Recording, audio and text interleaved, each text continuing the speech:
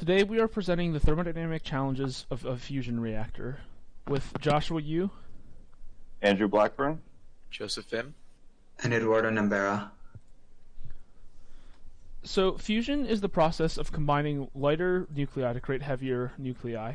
In this process, there's a mass defect, aka a difference between the products and the reactants. The excess mass is turned into energy. This process is used by all stars and generates most of the elements heavier than hydrogen.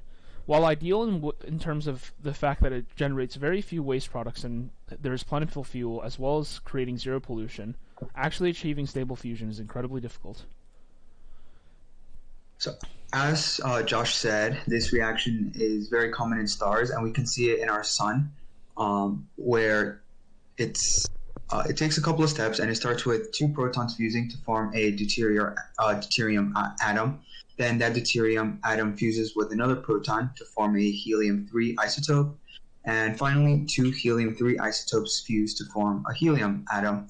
And there's a bunch of byproducts in this process, but this reaction occurs in the core of the sun, or around the inner 10% of the sun.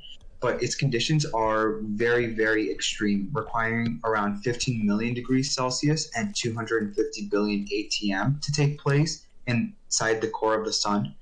And 15 million degrees Celsius is actually not that difficult to achieve with modern technology, but the 250 billion ATMs of pressure is where we really have a big barrier into actually generating nuclear fusion. So we need to use different pathways than the pathway that's used in the sun, and we can take advantage of being able to use higher temperatures to have these pathways run.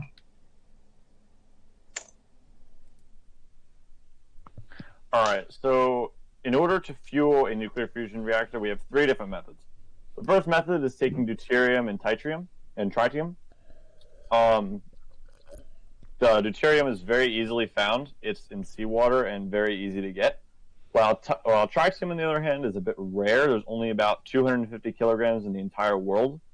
But it can also be created with lithium in a fusion reactor.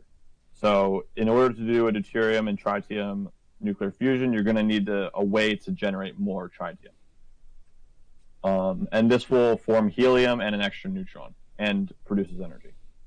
A second route is with deuterium and just helium. When these would react together, you would get a normal helium and normal hydrogen atom and energy produced with it. This one does not produce neutrons like the deuterium and tritium reaction. And another method is just lots of deuterium. You take some deuterium, mix it together, you get some helium and more deuterium, and then mix it again. And yeah, the deuterium and helium free fusion reaction follows after that.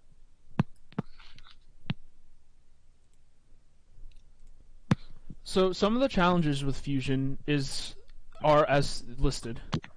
One of the main challenges is being able to put atoms close enough together and collide them with enough energy in order for them to actually combine and fuse instead of just repelling each other.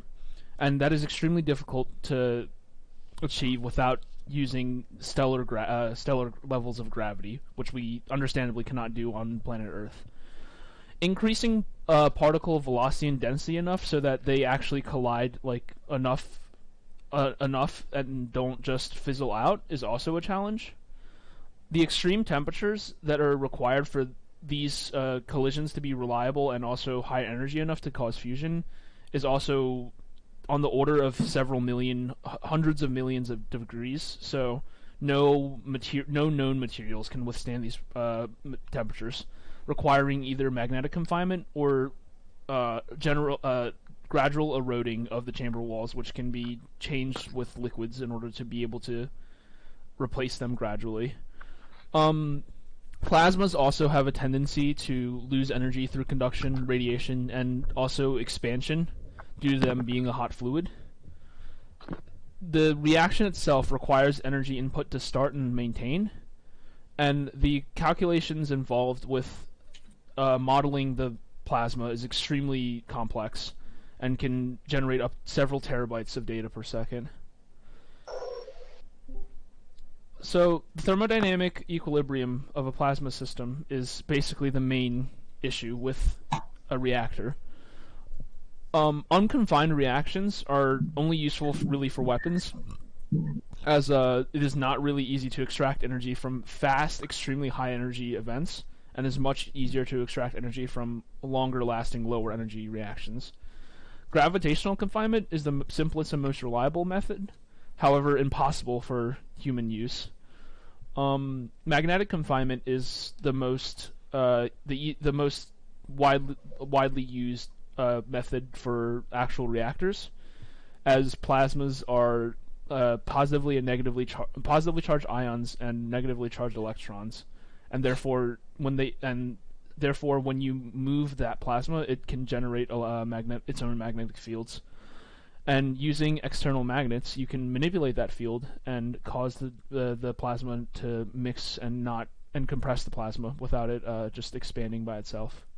Inertial confinement uses high energy lasers to generate X-rays, which compress the fuel.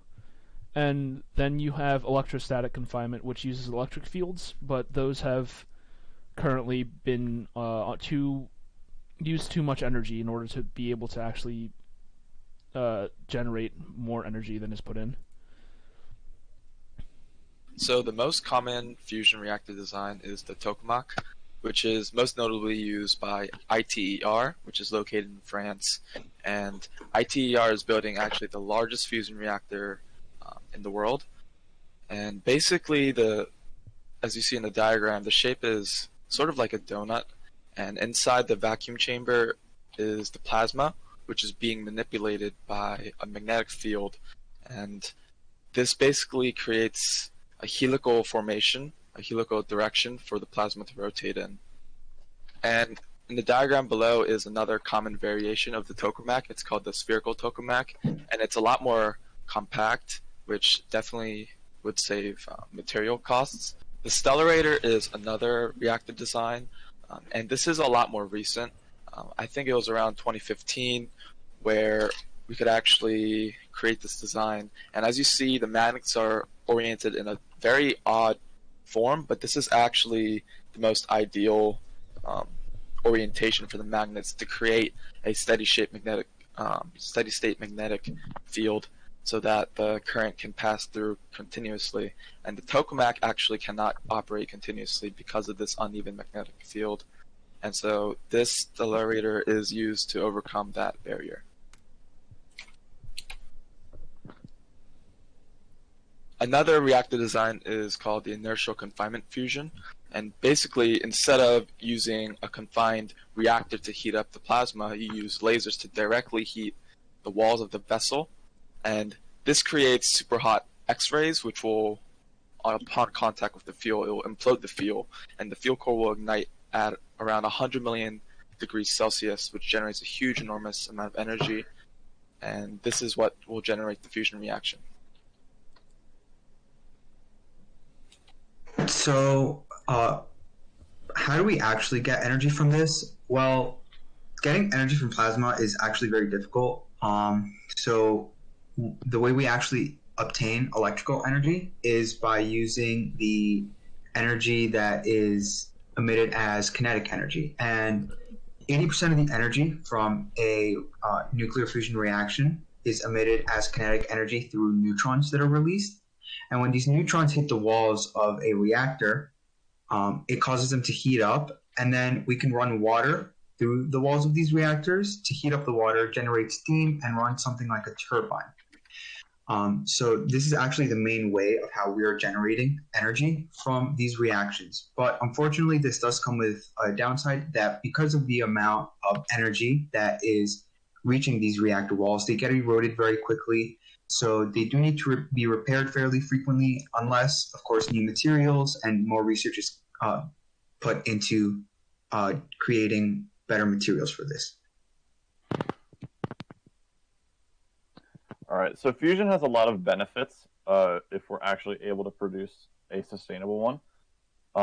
For example, there's not a lot of fuel needed. There's only about 250 kilograms per year, which when compared to coal is in the order of megatons.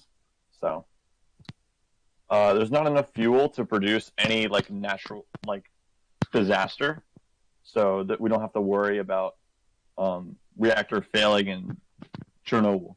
So it also doesn't take up a lot of space comparatively to other reactors. It's essentially unlimited fuel supply as well, since deuterium is one of the main reactants and it's basically everywhere. It also produces virtually no pollution and zero carbon emissions.